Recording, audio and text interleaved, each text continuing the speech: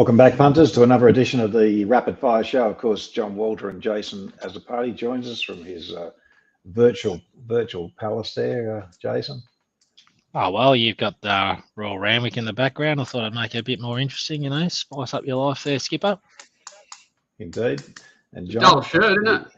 What do you think, Jake? He's going to be quiet this week. Well, he's going to be quiet. He's a bit stressed, I think, the big fella. We're going to have to cheer him up in the show.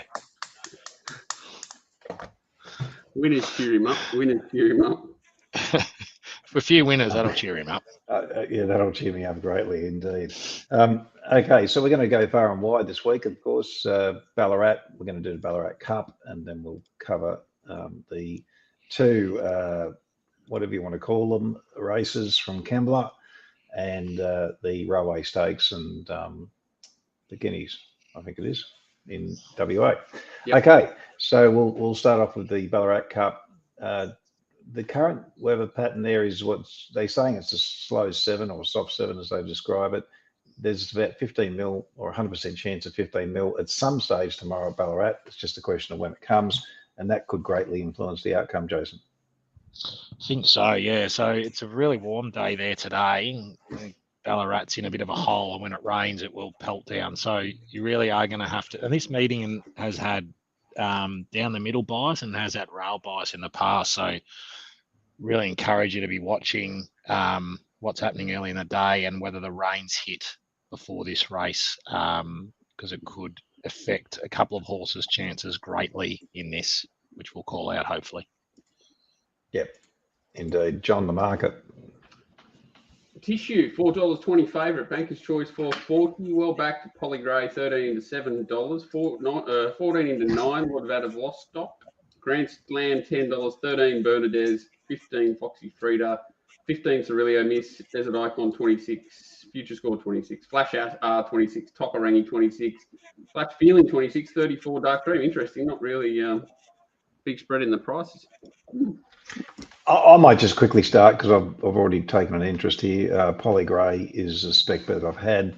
If the rain comes, it's going to be obviously ideally suited. And if it ran up to that Randwick rating back in April, it would just simply blow these away. But it's always a question of whether it does or it doesn't. And I'm not suggesting it will, but I just think at the 12 to 1, it was over the odds.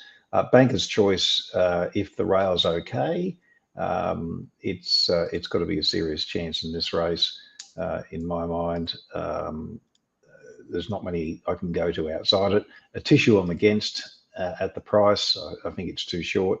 And then there are probably other fringe chances like Grand Slam in the race. It's just a matter of whether or not it's going to handle the conditions if the real heavy rain comes. But for me, look, Polygrey was a small spec bet. Banker's Choice, the other horse with a serious chance if the fence is okay at this stage. Jason? Yeah, pretty keen here. I think this race has got a long tail. Clearly top pick for me, and a bet at the price is Banker's Choice. Loved its run in the Turak, was really unlucky. Best 10th of 15 you'll see. Went to the Crystal Mile, was as good a run as the winner. It just got the hop on it. And then in the McKinnon was just held up, went wide, came home every bit as good as I'm Thunderstruck in a McKinnon, goes to a listed race, 2,000 metres here. The only problem we have is of course Barrier 1, and John Allen's Happy Place isn't on the rails inside horses, to be honest, but at $4.40, it's absolutely worth a bet. If it gets any luck, it'll win.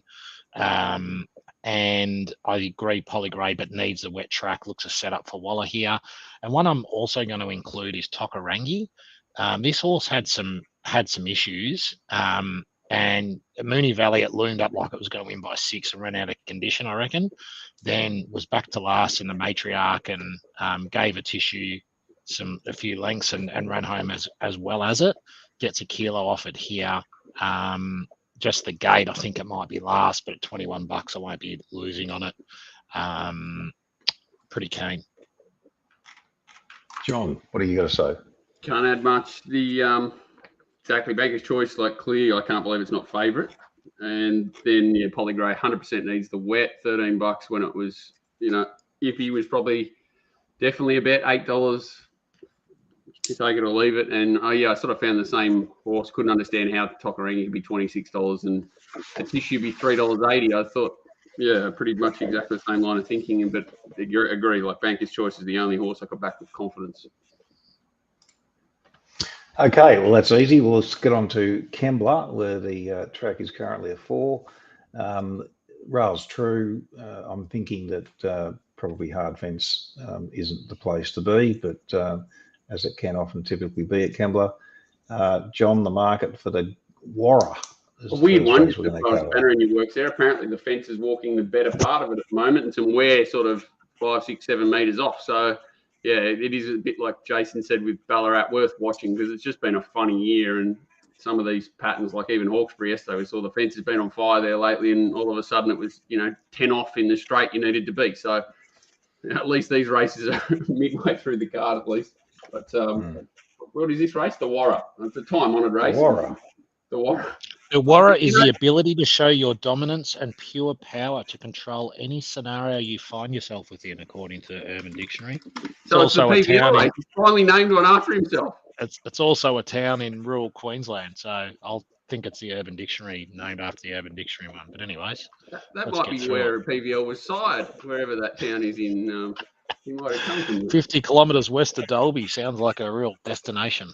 That's where he buys his suits. The Warra 1,000 metres, Malkovich $3.90, Althelric $6, Dragonstone $6, Bruckner $7, 11 Very Fine Red, Key Largo $14, 1 Diva $15, Remlat Gem $15, 18 Kalos, 18 American President, Wisdom of Water 26.34 on the lead, Mosman Gorge 41, 81 and 101 the last 2. John, why don't you kick us off?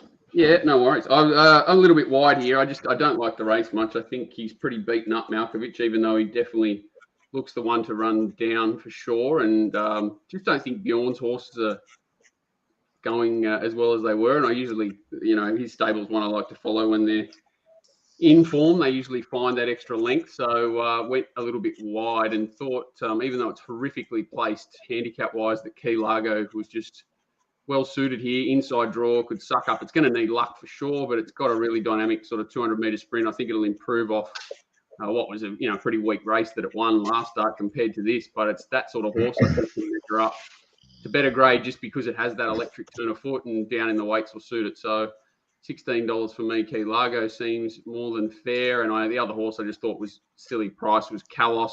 If they go pretty quick here, which it looks like they will, I could see it sort of sitting 3 wide line, 5th, 6th, 7th, something like that, and it's not chasing horses like it was last start, even though it was a little bit plain there down the straight. I think back to Sydney way and around a bend, it can improve at 20 to 1. It's a race where I wanted to go wide. I couldn't have any of the horses in the market at their prices.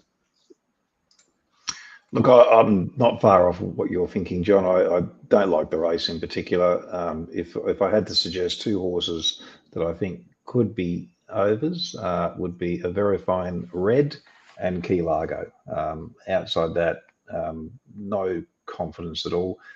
Kalos, definitely if it read up to that figure, John, 3 runs back, it'd be right in this, but I just think it's gone a bit ordinary the last couple. Okay, there was an excuse for, I suppose, at Caulfield, and last up maybe it was just a straight, didn't handle it. But it has won up the straight there before, hasn't it? So not sure about it, but I couldn't pot it. Malkovich, bit skinny, I think, at that price. Dragonstone definitely in this with some chance, but look, I'm not keen on the configuration of this race at all, and if I bet in this race, it'll be small. Jason? Just before you stop, we were talking about stables not in form. I think the Mark Newnham stable is one where they've found a length. Very Fine Red definitely. They found one, you think, recently? I think they found one, yeah. If you see the horse, even there was a horse of his yesterday, just went like a rocket, Shadow Vampire, and even he's got another horse, Chenin, came to the right part, was gone and just kept coming. Like, I just love it when their horses don't look like they're racing well and they're still hitting the line. It's a great time for their better horses usually. Must have changed they're absolutely killing it. on figures, that stable. So yeah, I think if you're betting Very Fine Red or Dragonstone, you'd be mad not to have something on the stablemate, or whichever one it was. So that's if you decide to play. And I agree with what you're saying about Beyond's horses. They're just not quite right at the moment.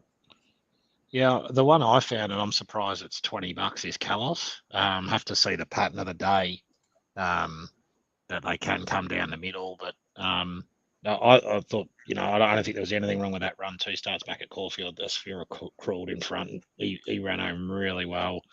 I'm happy to forgive down the straight. It was a bit of a weird race. As sort of just leaders kept going, and it was plain, but 1,000-metre horns decent. I actually just thought, I wonder if a Thelric, I know it looks like a wet trucker, but I just wonder if it's a true 1,000-metre horse coming out of that same race as Kalos.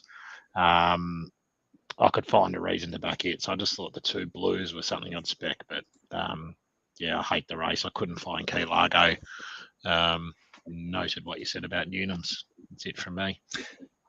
Just on Kalos, I mean, I suppose the thing that sort of made me think that I've got to ignore that Warwick Farm rating, and why I need to put more credence in the fact that it was a bit disappointing last time is the fact that it previously went up the straight. This is now 6th run, this preparation. This horse hasn't had, a preparation with any more than 3 runs in it prior. Maybe they're just going to the well one too many times. I don't know. I can see that it runs up. Yeah, it's all about the price, really, isn't it? Like if it was $6 or $7 like a Thelric, you'd just be next horse. So I just see at 20s, and I see a Renlaps gem at 15s, and I think, well, like I don't understand that. That's also I just see overs. But and what price would Asphora be? It's got beat 2.5, 2 3/4 by Asphora last start, 2 starts back. What price it would dead set be? Close to evens, I reckon. Yeah. Okay, let's move on. I don't think any of us love the race. It's just trying to find an angle. Let's move on to the Gong over 1,600 metres. John, the market. You do know that he pulls out a Gong here, don't you? They literally wheel the Gong out and bang it. Do they really? Right. 100%. There's a Gong. Do they get the bloke from Rosehill who plays the trumpet to do it? Because that'd be good. Because he's magnificent. He's got to find a new thing. That bloke. Old Flame $6, Brutality $6.50, Hope in Your Heart $7, Riadini well backed $7, Rustic Steel $8, $12 Promise of Success, $12 Purple Sector, $13 Oscar Zulu, $19 Steely, $20 Surf Dancer, getting out, interesting, $21 Just Folk, $21 Skylab, $21 Love Tap, $26 has been backed, Colding, $26 Kerwin's Lane, $26 Kiss Some, $51 plus the rest. I've run out of breath. You want to start us, John?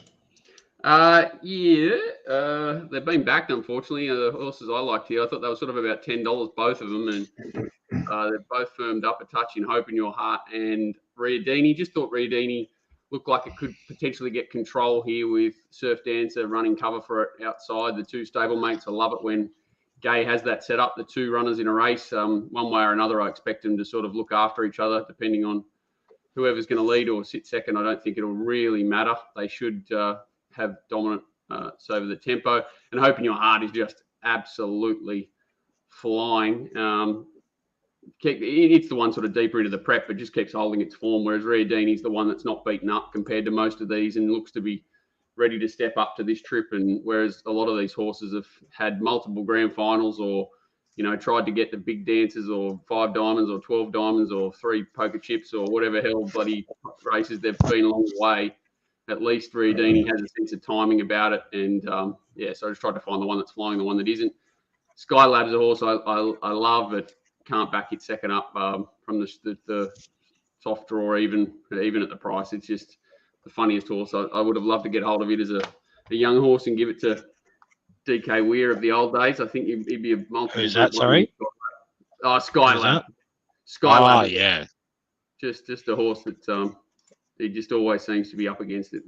I think JP will improve Colding on a dry track too, but if you can have confidence in backing him, good luck. But I'll stick with Riadini from Hope in Your Heart. Look, I found this race incredibly difficult. I don't think I can bet in the race because there's so many different angles to approach it from. I couldn't see anything really to suggest that Rustic Steel couldn't win this. Old Flame, I think, is pretty well found at the mile, but concede it's still a chance. Oscar Zulu I had in there as some hope. Steely, potentially. Purple Sector, Skylab would have preferred to have had it wetter for it, so that sort of turns me off it a bit. Kerwin's Land, Riadini, especially on some of that old form. Hope in Your Heart, the one that you mentioned, John, yeah, probably just a touch against it at the price. I think it's a bit well found now. There's just too many angles for me to play or recommend anything, so I'm staying out. Jason. I do love that this is a handicap. Love these races. The Golden Eagle form has to be the form, I think. It looks like nearly the race of the spring. And Valana and In the Congo have come out of it and franked that last week. Hope in Your Heart is absolutely flying. Beat Honey Creeper. Honey Creeper ran well on the Matriarch, so you can take a line through there. As I said, and beat home In the Congo and Valana in that Golden Eagle, I thought was huge. Clear top pick here, I think. I actually don't necessarily subscribe that Skylab needs a wet. This horse, obviously was favouring a Derby, ran enormous in a Rosehill Guineas. They've aimed pretty high with it. Don't love Winona, but that first up run was huge. Love it at a price, backing it as well. And Brutality, you can't knock what it's been doing, and it's just looked like the clear setup. Blinkers go on again here. Just not sure it wants a dry track. Never won on the dry. I think a little bit of stick out helps it, so I might just chop out on it. But I'm going to back those other two pretty confidently. We found a lot of the same horses here, Azza. This is scary. We haven't, and we have not spoken about this beforehand either. So if we line up in Perth, it's we could be sold. I'm sure you're not going to have what I've got in Perth. I'm sure. If you're saying that, I'm sure. I'm sure. Yeah. Oh, yeah, because I'm not obvious in Perth.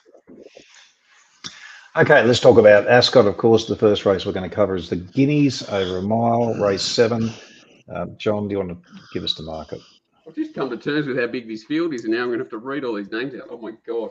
Amelia's Jewel 220, Bustler $4, All the King's Men 7, Snowdome 14, Saintorio 14, Swear to God 14, 20 Linden Lady, Man Crush 41. Do I even have to read these? I might have to because it sounds like Azza might have gone wide. 41 Lord Gannicus, 41 Upper Limits, 51 Rejuva King, Demolish 51, 100 to 1 the rest. If you found them, I'll reread it out for you.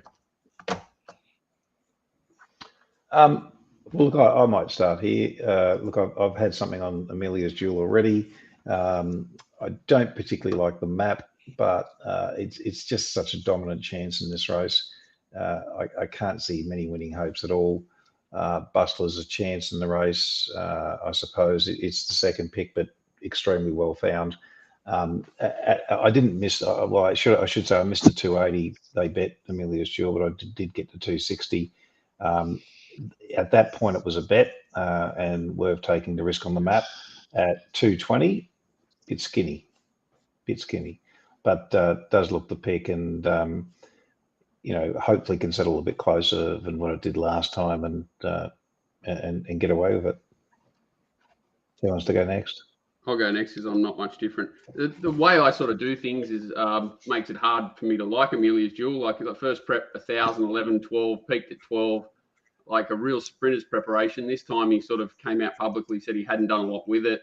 Obviously had 2 trials, but seemed vulnerable first up, went straight to 1,200, straight to 14, now 16. So that's my only worry. Class-wise, I think, like Paul, she's just got so much on them. If she runs the mile, she wins.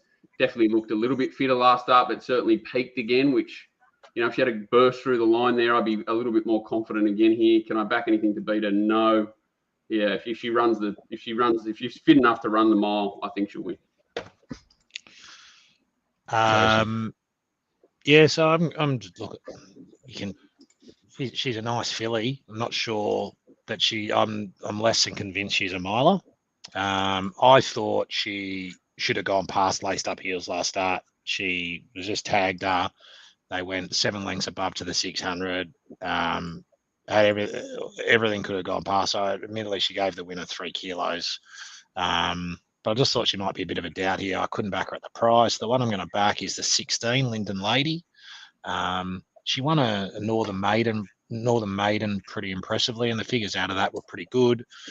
Second in that race was Burnbrae, who went on to win a distance maiden since then. And you can take a line through her. She ran behind Too Much Talk. You can take a line through Too Much Talk through a horse called Upper Limits, who ran third behind Bluster and those sorts of horses last week, a couple of weeks ago. Bustler, sorry, the second fave. So look at her last week. She's on the 7-day backup. She was absolutely huge in that Champion Fillies behind Laced Up Heels, so can take the line through Amelia Jewel. 7-day backup, blinkers on, Pike, Grant and Alana. Just thought at $20, I wanted to be on her each way. So I think there's going to be a lot of speed in this. I think a lot of them are going to be gasping for her at the 200, and I'm very confident on the 7-day backup and that this filly will lead a mile. And just thought at the price, I'd have a dabble at her. Okay, let's talk about Ridden Cold. That horse improved out of sight. Like, obviously, I don't think ridden up on speed, very one paced. Ridden Cold, a different horse. So it'll be interesting to see. I'm assuming Pike will do the same thing. And that 2 starts back, that class 1 failure when she was well back, just forget it. She was like 5 wide to trip, facing the breeze, outside lead. So I just think she's got some potential. As I said, I'm just looking for a different angle here, and at the price, I just thought I'd have a dabble. Okay, let's talk about the next race, of course, the Railway Stakes. John, the market. Boring names these. You think they could come up with better names, like, you know, the Aquaman or something? I don't know, something good. I don't know. Alaskan God, $4.20. Tricks of the Trade, $5. $7. Carlos Karma, $10. Treasured Star. Ironclad, $11. 13 Devoted. 14 Yonkers. 14 Searching Rocks. Last of the line, 16. 17 Resort Man. 20 Comfort Me. 21 Buster Bash. I dead set got it beaten a midweek 3 starts ago. $26 God Has Chosen. Winning Partner, is that Gary Moore's old horse? 31, 34 Maraschino, Star Trade 34, 41 Let's Gallivant, 51 plus the rest. Jason, do you want to go first? Yeah, sure. Yeah, I'm pretty keen on Carly's Karma here. Think she's a really, really great up-and-coming horse. Figures out of her wins first 2 this prep have been great. Sat OSL behind outside Massimo last start. I thought she was really strong to the line. Drops in weight here. Yeah, so I'm pretty keen to back it each way. Obviously, everyone can see the Asian Bow and all the horses out of that. I can't have Alaskan God. It's going to be last. Big effort to come right round them and win a railway without getting weight off anything. So I probably thought Tricks of the Trade was maybe the one I'd want to take out of that race, if anything, but I'm just having one bet and I'm backing Carly's Climber each way. John. I can't believe I'm tipping Yonkers in a Group 1. What? Really? But I think that form's really strong. I actually think that Honey Creeper Stockman race that it comes out of Star of India, I think any of those horses would be scary here, and that scares me. I think it didn't quite run. I think the mile is actually go. I know he's won over further. I think he's a drop back in trip. Will suit this horse. The great man Paul Harvey. I remember backing him when I was about 18. So he's PJ Harvey. He was a god, wasn't he, back then? He's a god. He's like the Greg Ryan of the West. He was the best. Always get out on PJ Harvey at the after the last. And it scares me, and it's like, well, it's $17, so it's not too bad. But I do think Alaskan Gods are just far and away the best horse in the race, like not even close. But I'm with Az. It's just where it's going to be. I don't know what it'll do price wise. Maybe I don't know the way they sort of handle things over there. But if it was over here, I'd be confident it'd drift because of the map. But I think it's by far and away the best horse. I think it just dead set had a barrier trial the other day. It's just about how good a ride it gets, and if he cuts through them and has any luck, I think he'll be finishing over the top of them. But it's certainly going to face a task at some point, just because of the field size and where it's going to be. But I couldn't find any class in the race really, and just thought, Yonkers, its form's solid enough to carry it a long way over there, especially on a dry track, which is what it's desperate for. It's only seen that once this time in, and it towed Frankie into the race last start. He sort of half and then he just got found wanting that last bit. So I think that's good enough for a race like this. One bet for me, tricks of the trade. I like it. 3 different angles. Against Alaskan God, heavily. Gets way too short of that price. That was the one I wanted out of that race, was tricks of the trade. Or even devoted, actually, but it's not going to get a run. Is it out already, devoted?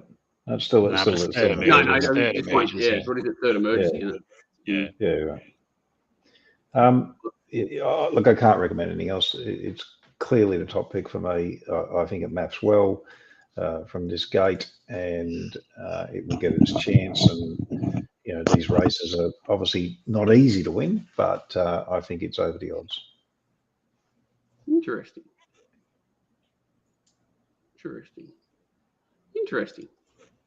I like it. Okay. I like it. That's good. That's it. So, in terms of best bets, guys, anything from the races that we've covered? From the races that we've covered, I think they're both solid enough plays for me, Kembla, but they're nothing special. You know what I mean? Like, they're 2-horse plays that I think they found the right value, but they're hard races, and the rest isn't. Yeah, no, not for me. Just Kembla for me. Well, whatever beats Banker's Choice will be winning the Ballarat Cup, I think. Yeah, well, I mean, the Ballarat Cup is just one of those races I'm not prepared to sort of stick my neck out on totally here at this point in time until we know more. In terms of other races at Ascot, I have had a bet already in race 2, number 6, Kulf. Does Vorse's, I think, might be his first ride at Ascot, but the camp know what it takes to get a winner in WA. I think they've only brought home one horse that I can remember recently, and it won. But notwithstanding that, I do think that the favourite's obviously an up-and-coming horse. I just felt that the 230, 240, 250 was very short for it. And I did think that Kulf will relish the 2200 with the speed on. And I think, at $7.50, $7, it was definite bet, win and place. I've actually backed it win and place.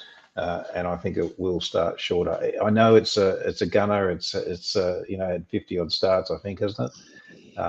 But it's only had 21, but it feels like it's had 121 because it always breaks like your heart whenever you think it's immoral. I've thought it's been immoral a few times, and it's let me down. And then McAvoy said, "Oh, we actually think it's a fresh miler," and then they started on that path, and I got sucked into it again and got rolled. And now you're tipping it to me, and I'm like, maybe this time I'll just get Bell End Vorster, barrier 2. Stinks of heartbreak on the rails.